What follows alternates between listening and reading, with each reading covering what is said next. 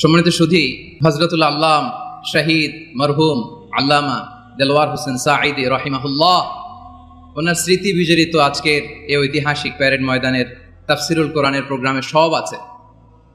Stage আছে, শ্রোতা আছে, প্যান্ডেল আছে, মিডিয়া কাভারেজ আছে, কিন্তু আমাদের কলিজা টুকরাটা আমাদের মাঝে নাই।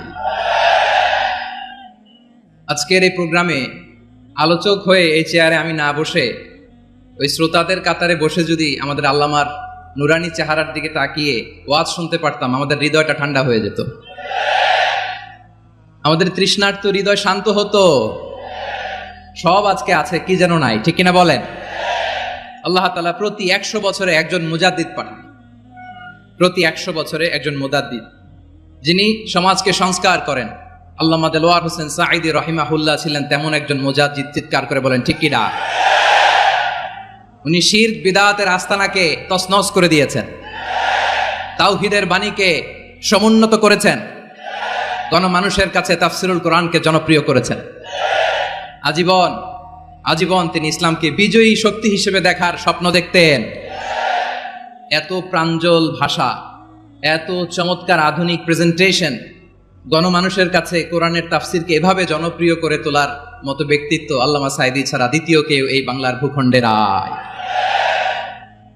এই যে তাফসিরুল কোরআন, এই যে টার্মিনোলজি, এই টার্মটাই উনি আসলে জনপ্রিয় করেছেন। আমরা আগে জানতাম না যে এভাবে তাফসির করা যায়, এভাবে scientific indications of the Holi কোরআনকে মানুষের কাছে পেশ করা যায়, এভাবে এত জীবন ঘনিষ্ঠ করে, এত ইন্টারেক্টিভ করে কোরআনের কথাগুলো মানুষের কাছে উপস্থাপন করা যায়। উনি অন্যায়ের বিরুদ্ধে সবসময় সোচ্চার ছিলেন, প্রতিবাদী কণ্ঠস্বর ছিলেন। ওনার আলোচনা শুনলে দেহের রক্ত টকবক করে ফুটতে থাকতো। আল্লাহু আকবার, আল্লাহু আকবার, আল্লাহু আকবার। He was a strong mouthpiece of Islamic revivalism. Islamic জাগরণের স্ট্রং মাউথপিস ছিলেন আল্লামা সাঈদী রাহিমাহুল্লাহ। অনেক দোয়া পেয়েছেন, আমরা পড়েছি, এমন জীবন তুমি করিবে গঠন, মরণে হাসিবে তুমি, কাঁদিবে ভুবন। গোটা বিশ্বকে তিনি কাঁদিয়েছেন।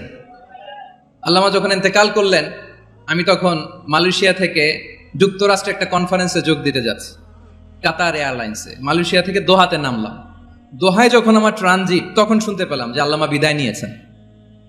সোশ্যাল মিডিয়ায় শুনে বিশ্বাস করতে পারলাম না। মুহূর্তের মধ্যেই মাসুদ সাঈদী ভাইকে মেসেজ করলাম, উনি কোনো উত্তর দিতে পারলেন না। মাসুদ ভাইয়ের সাথে যখন কোলাকুলি করি, আমাদের শামীম ভাইয়ের সাথে যখন কোলাকুলি করি, মনে হচ্ছে আল্লামা সাঈদীর ঘ্রাণ পাই।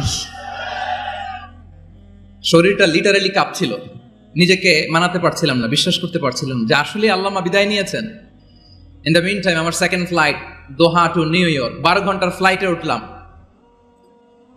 ইন্টারনেট থেকে বিচ্ছিন্ন হলাম। নামার পরে শুনলাম আল্লাহু আকবার, যেখানে ওনাকে কবরস্থ করার কথা ছিল সেখানেও কবর দিতে দেয়া হয় নাই।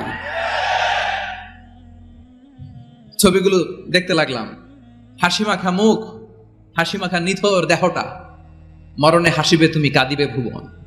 From east to west, from north to south, the entire globe, গোটা বিশ্ব ওনার জন্য কেঁদেছে, গোটা বিশ্ব কেঁদেছে। কাবার গিলাফ ধরে ধরে মানুষ চিৎকার করেছে। এর চেয়ে শ্রেষ্ঠ মৃত্যুকার হতে পারে?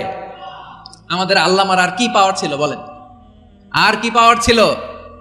কুল্লু নাফসিন যায়িকাতুল মাউত, যারাই দুনিয়াতে আসবে তারা ইন্তেকাল করবে, এটা আমরা মেনে নেই, এটা আমরা জানি। কিন্তু অবাক করা বিষয় হচ্ছে, আমরা আজও জানি না আমাদের আল্লামার মৃত্যু কি স্বাভাবিক হয়েছে নাকি এটা পরিকল্পিত মেডিকেল কিলিং ছিল। এটা যে পরিকল্পিত মেডিকেল কিলিং ছিল, এটা ধারণা করার পেছনে অনেক কারণ আছে। তিনি আধিপত্যবাদের বিরুদ্ধে সোচ্চার ছিলেন, ফ্যাসিবাদের বিরুদ্ধে সোচ্চার ছিলেন, রাজনৈতিক প্রতিহিংসার শিকার ছিলেন। এজন্য এটা মেডিকেল কিলিং হতে পারে, এ ধারণা আমরা করতেই পারি। আওয়াজ করে বলেন ঠিক কিনা? যেই সময়টা আমরা কাটাচ্ছি, এত সুন্দর সময় বাংলাদেশ আর পাবে না। আমাদের জন্মের পর থেকে এরকম চমৎকার সময় আমরা পাই নাই। এটাই আসল সময়। আমরা ইন্টারিম গভর্নমেন্টের কাছে দাবি জানাই, উচ্চতর তদন্ত কমিটি করে এটা কি হত্যাকাণ্ড ছিল নাকি স্বাভাবিক মৃত্যু ছিল, এই রিপোর্ট গণমানুষের কাছে প্রচার করে জানাতে হবে।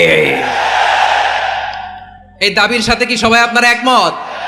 কারা কারা একমত হাত তুলে দেখান।